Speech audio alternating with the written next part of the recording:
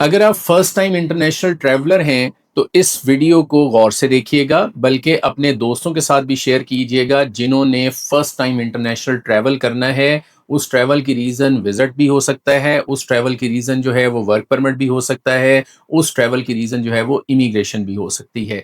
So regardless of the purpose ये video आपको बहुत काम आने वाली है, ताकि आपको एयरपोर्ट का जो एक्सपीरियंस है वो पता हो कि आपके साथ वहाँ पर क्या होना है और कौन से इम्पॉर्टेंट डॉक्यूमेंट्स हैं जो आपको रिक्वायर्ड होंगे जब आप इंटरनेशनल ट्रैवल करते हैं। बहुत ज़्यादा लोग जो हैं वो आजकल ऑफलोड हो रहे हैं और उसकी सर्टेन रीज़न्स हैं।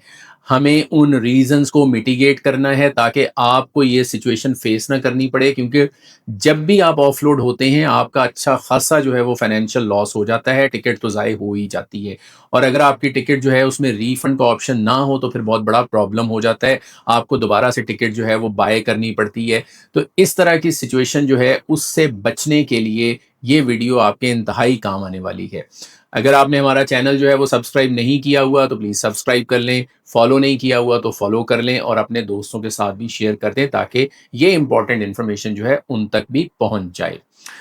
अच्छा, जब आपने ट्रैवल करना है तो 2 की इम्पोर्टेंट डॉक्यूमेंट्स जो हैं उनको आपने साथ ज़रूर रखना होता है ताकि आप ऑफलोडिंग से बच सकें। पासपोर्ट आपके पास होना चाहिए, टिकट आपके पास होनी चाहिए और उसके साथ-साथ लेट्स सपोज़ आपने विज़िट वीज़ा अप्लाई किया था, जो विज़िट वीज़ा अप्लाई करते हुए डॉक्यूमेंट्स आपने सबमिट करवाए थे वो सारे आपके पास होने चाहिए। लाइक आपने बैंक स्टेटमेंट वहाँ पे सबमिट की, वो अपने पास रख लें। आपने पर्पज़ ऑफ अगर आपको वहाँ से कोई इनवाइट किसी ने भेजा था, वो इन्विटेशन लेटर भी प्रिंट करके अपने साथ रख लें। इसी तरह से आपकी अगर कोई प्रॉपर्टी के डॉक्यूमेंट्स हैं, वो भी आप अपने साथ रख सकते हैं। छोटी-सी एक फ़ाइल बन जाएगी, बट दैट फ़ाइल प्रूव्स कि आपने एक लेजिटिमेट तरीके से जो है ये वीज़ा हासिल किया है। आपने कोई किसी को एजेंट वग़ैरह को पैसे देकर ये वीज़ा जो है वो नहीं लगवाया। अच्छा, अब जब आप एयरपोर्ट के ऊपर जाते हैं, आपने अगर कोई आपको छोड़ने जा रहा है, तो वो आप तक जब जो चेक इन एरिया होता है, वहाँ तक तो वो आपके साथ अकम्पनी कर सकते हैं। उससे आगे जो है वो एएसएफ वाले होते हैं, वो आपका वो पासपोर्ट चेक करते हैं, आपका टिकट चेक करते हैं और आपको अंदर जाने देते हैं। अंदर यूजुअली अगर आपने कोई पोर्टर वगैरह लिया हुआ है, जो कि ले लेना चाहिए, पोर्टर कोई बहुत महँगा ऑप्शन नहीं होता, 500 हज़ार रुपए, 1500 रुपए, 2000 जो भी आप देना चाहें आप दे सकते हैं, लेकिन जो गवर्नमेंट फ़ी होती है वो काफ़ी कम होती है। आप वो अगर अदरवाइज़ फिर आप खुद बैग उठा के जो है वो स्क्रीनिंग में से गुज़ारते हैं, वो बैग जो है वो मशीन में से गुज़रते हैं, आपको खुद रखने होंगे, खुद आगे चल के उठाने होंगे। वो बैग आप उठाते हैं तो उसके बाद आगे आपने जिस भी एयरपोर्ट पे हैं, इस्लामाबाद में है, लाहौर में है, कराची में है, मुल्तान में है, पेशावर में है, आगे जो है वो आपके पास एयरलाइन काउंटर्स होते हैं। जिस एयरलाइन से आपने टिकट लिया हुआ है, अगर आप उस एयरलाइन के काउंटर पे जाएँगे तो वहाँ पर जाकर आप अपने लिए जो है वो आपने बोर्डिंग पास कार्ड लेना है। बोर्डिंग कार्ड जो है वो आप उनके पास जाते हैं, अपना पासपोर्ट देते हैं, अपना टिकट उनको शो करते हैं, तो वो आपको बोर्डिंग कार्ड इश्यू कर देते हैं। अच्छा, यहाँ पर सीट की सिलेक्शन होती है। सीट आप जो है अगर आपने पहले से बुक नहीं की हुई जिसकी एडिशनल कॉस्ट होती है, कुछ एयरलाइंस लेती हैं, कुछ एयरलाइंस नहीं लेती हैं, लेकिन यूजुअली अच्छी जो सीट होती है जिसमें लेग स्पेस हो या आइल साइड हो, जो गुज़रने वाली जगह होती है उस साइड की सीट हो या विंडो सीट हो, यूजुअली इसको हॉट सीट कहते हैं। इन सीट्स के जो है वो आपको एक्स्ट्रा चार्जेस पड़ते हैं, वो आपको पे करने होते हैं, लेकिन अगर आप काउंटर पे जाके अगर कोई सीट इस तरह की अवेलेबल हो तो आपको शायद ये सीट जो है वो फ्री में भी मिल जाए। तो वहाँ पर आप जो है वो अपनी सीट की सिलेक्शन कर सकते हैं। अगर आपको चार्जेस वगैरह पे करने हो तो वहीं पर आप उनको चार्जेस वगैरह भी पे कर सकते हैं।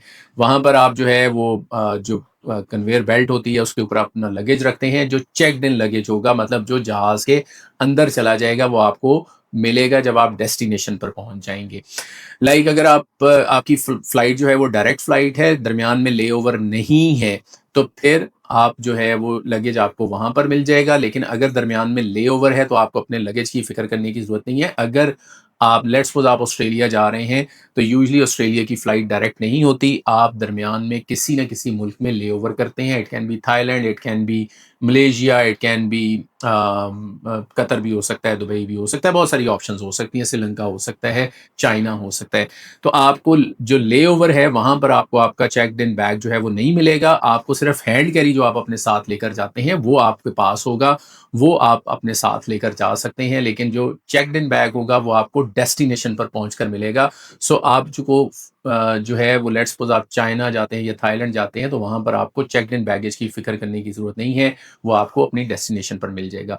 कुछ एयरलाइन जो हैं वो सिंगल बैग का ऑप्शन होता है, कुछ एयरलाइन्स जो हैं वो 2 बैग जो हैं वो आपको ऑप्शन में देते हैं। अच्छा, वेट जो है वो कुछ एयरलाइन जो है वो 23 केजी अलाउ करती हैं, कुछ 25 केजी अलाउ करती हैं और कुछ एयरलाइन जो हैं वो आपको कहते हैं कि अगर आपका वेट ज़्यादा है तो फिर आप 2 बैग बना लें। मेरे साथ ये रीसेंट एक्सपीरियंस हुआ, मैं ऑस्ट्रेलिया से वापस आ रहा था तो मेरा बैग जो है वो ज़्यादा वेट का था। बैग एक ही था, मुझे अलाउड 2 थे चेक्ड इन बैग, लेकिन दूसरा उन्होंने कहा या तो आप इसका सामान जो है वो कम करें, वेट कम करें या आप एक और बैग लेकर आएँ या आप एडिशनल चार्जेज़ पे करें। तो फिर मुझे वो जो एडिशनल चार्जेस है वो ज़्यादा बनते तो मैंने सोचा कि एयरपोर्ट से दूसरा बैग लेकर तो वो रख लेते हैं और वो 2 बैग मैंने चेक इन करवा दिए। सो ये जब आपका मरहला यहाँ तक जो है वो आपको किसी किस्म के इश्यू को फेस नहीं करना पड़ता, आपका ये सारी चीज़ें जो हैं बहुत स्मूथली प्रोसेस हो जाती हैं। अब जो उसके बाद जो है जब आपको बोर्डिंग कार्ड इश्यू हो जाता है तो आप जाकर कोई कॉफ़ी-शॉफ़ी एन्जॉय करना चाहें क्योंकि फ्लाइट यूजुअली आप 3 घंटे पहले जाते हैं। Uh, it is always better to be early than late. तो मेरा है कि आप जितना जल्दी जा सकते हैं, आपको चले जाना चाहिए। अम, मतलब आप अगर 3 साढ़े 3 घंटे पहले पहुँच जाते हैं, तो आराम से बैठें, कॉफ़ी-शॉफ़ी पिएँ, जब आपका अनाउंसमेंट होगी तो फिर आप आपका जो बाय द वे जो आपको बोर्डिंग कार्ड इश्यू होता है, उस बोर्डिंग पास के ऊपर जो है वो आपका गेट नंबर लिखा होता है कि आपका फ्लाइट जो है वो किस गेट से जाएगी। उस गेट पे पाकिस्तान में तो यूजुअली ज़्यादा प्रॉब्लमैटिक नहीं होता है क्योंकि वो थोड़ा ही एरिया होता है, उसी में गेट नंबर्स लिखे होते हैं, वहीं पर जाना होता है। लेकिन यूजुअली अगर आपने लेओवर करना है, तो फिर लेओवर में जो है वो आपको वो स्क्रीन देखनी पड़ती है, ढूँढना पड़ता है कि आपकी जो अगली फ्लाइट है, वो किस गेट से होगी। सो इसलिए यहाँ पर तो आपको इश्यू नहीं फेस करना पड़ता है क्योंकि हमारे यूजुअली गेट कम होते हैं और फ्लाइट्स बहुत ज़्यादा नहीं होती, तो आपको ईज़िली जो है वो ये ऑप्शन मिल जाती है। तो आप कॉफ़ी-शॉफ़ी पिएँ, इसके अलावा आपको लाउंज की एक्सेस भी होती है, जिसको सीआईपी लाउंज कहते हैं पाकिस्तान में। इस लाउंज में जो है वो आप पैसे देकर भी जा सकते हैं, लेकिन अगर आपके पास कुछ बैंक्स के क्रेडिट कार्ड्स हैं स्पेशली जिनमें आपको ये फैसिलिटी मिलती है कि आपको लाउंज एक्सेस मिल जाती है। उस लाउंज एक्सेस में जो है वो आपको जस्ट $1 आपका चार्ज होता है और आपको लाउंज की एक्सेस मिल जाती है। ये बहुत बड़ी फैसिलिटी है और मैंने तो हमेशा ये फैसिलिटी एन्जॉय की है, $1 में जो है आपको लाउंज मिल जाता है। पाकिस्तानी लाउंजेस के अंदर जो है वो ज़रा थोड़ी मतलब बैठने की जगह बहुत अच्छी होती है, इंटरनेट आपको मिल जाता है, आपने कुछ चार्जिंग वगैरह करनी है, कोई मोबाइल है, लैपटॉप है, तो वो पोर्ट आपको मिल जाती है, लोग कम होते हैं, खप नहीं पड़ी होती और आपको कुछ खाने-पीने की सहूलतें भी होती हैं। लेकिन नॉर्मली दूसरे मुल्कों में भी बहुत सारे कार्ड्स के ऊपर लाउंजेस की एक्सेस होती है और वहाँ पर आपका ये एक्सपीरियंस बड़ा ज़बरदस्त रहता है क्योंकि वहाँ पर आपको शावर की स्पेस भी मिल जाती है। वहाँ पर वो पॉड होते हैं जिनमें आप सो भी सकते हैं, आपको वो मसाजिंग चेयर्स भी मिल जाती हैं और खाने-पीने की काफ़ी ज़्यादा वैरायटी भी मिल जाती है। सो आप लाउंज तक एक्सेस कर सकते हैं या आप नॉर्मली अगर किसी और कॉफ़ी शॉप वगैरह पे बैठना चाहें तो आप वो भी बैठ सकते हैं। फिर आपका जो है ये सॉरी इससे पहले आपने आना है एफआईए के काउंटर के ऊपर जहाँ पर मेन जो चीज़ है वो होनी है, जहाँ पर लोगों को जो है वो ऑफलोड किया जाता है। सो बोर्डिंग कार्ड आपको मिल गया, बोर्डिंग कार्ड के बाद आपने जो है वो इमिग्रेशन आपकी होनी है और एफआईए वाले जो हैं वो वहाँ पर बैठे होंगे, जहाँ पर सबसे ज़्यादा लोगों को जो है वो प्रॉब्लम्स फेस करने पड़ते हैं। मैं कुछ हद तक देखें मैं एफआईए के साथ एग्री करता हूँ। बहुत सारे लोग ऐसे हैं पाकिस्तानी हैं जो बेगर्स जो हैं वो जाते हैं और दूसरे मुल्कों में जाकर बेगिंग करते हैं या उन्होंने दरमियान में किसी ऐसे मुल्क में जाना होता है जहाँ से वो फिर इल्लीगली जो है वो कश्तियों-वश्तियों में बैठ के जो है वो सरहद पार करने की कोशिश करते हैं। जिसकी वजह से फिर मुल्क का नाम बहुत बदनाम होता है। सो एफआईए ये इंश्योर करता है कि इस तरह के जो लोग हैं उनको वो कोशिश करें कि इस तरह के लोगों को डिटेक्ट करें और उनको बोर्ड ना होने दें और ऑफलोड कर दें। ऑफलोडिंग का कतन मतलब ये नहीं है कि अगर आपको ऑफलोड कर दिया गया और स्टैंप लगा दी गई है, वो उस फ्लाइट से ऑफलोड किया गया है। दैट डज़न्ट मीन कि अब आप कहीं ट्रैवल नहीं कर सकते। बट ऑफ कोर्स इसका एक इम्पैक्ट होता है कि आपको ऑफलोड क्यों किया गया है। सो इस सिचुएशन से बचने के लिए ज़रूरी है कि आप सारे डॉक्यूमेंट्स आपके पास होने चाहिए। तो एफआईए वाले जो हैं वो आपसे सर्टेन क्वेश्चंस पूछ सकते हैं। बहुत सारे लोग जो हैं, जिस तरह उस दिन मोहसिन नकवी साहब ने एक लड़के से पूछा जो कि सऊदी अरब जा रहा था, और वो उसने कहा कि जी मैं ड्राइवर के वीज़ा पे जा रहा हूँ, और उसके पास पाकिस्तानी ड्राइविंग लाइसेंस नहीं था। ठीक है, वो वहाँ पर जाकर लाइसेंस बनवाएगा, लेकिन ये पूरा प्रोसेस तो फिर चैलेंज हो गया ना, कि आपके पास ड्राइविंग लाइसेंस पाकिस्तान में तो है नहीं, तो आप वहाँ पर जाके ड्राइविंग कैसे करेंगे? ये थोड़ा-सा डूबियस हो जाती हैं चीज़ें, मशकूक हो जाती हैं, और अनफॉर्चुनेटली चूँकि बुरे एक्सपीरियंसेस बहुत ज़्यादा हैं, तो फिर वो होता है ना कि दूध का जला छाछ को भी फूँक-फूँक कर पीता है, तो फिर इस तरह की सिचुएशन में वो ऑफलोड कर देते हैं।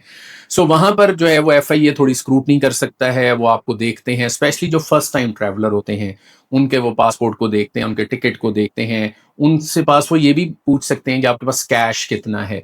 कोशिश ज़रूर करें कि आप अगर किसी मुल्क में जा रहे हैं और वहाँ पर आपने कहा जी मैं विज़िट के लिए जा रहा हूँ, या स्टडी पे जा रहा हूँ, या इमिग्रेशन पे जा रहा हूँ, तो कुछ ना कुछ पैसे तो आपके पास कैश की सूरत में होने चाहिए। बाय द वे $5000 जो है यूएसडी, 5000 यूएसडी या उसके इक्विवेलेंट अमाउंट जो है पर ट्रैवलर जो है वो अलाउड होता है। आप इतनी अमाउंट जो है वो ले जा सकते हैं। 5000 ये यूएसडी हो सकते हैं, वो आप पाउंड्स में ले जाएँ, यूरोज़ में ले जाएँ, ऑस्ट्रेलियन डॉलर ले जाएँ, न्यूज़ीलैंड डॉलर ले जाएँ, ये आप रियाल ले जाएँ, ये चीज़ें आप ले जा सकते हैं।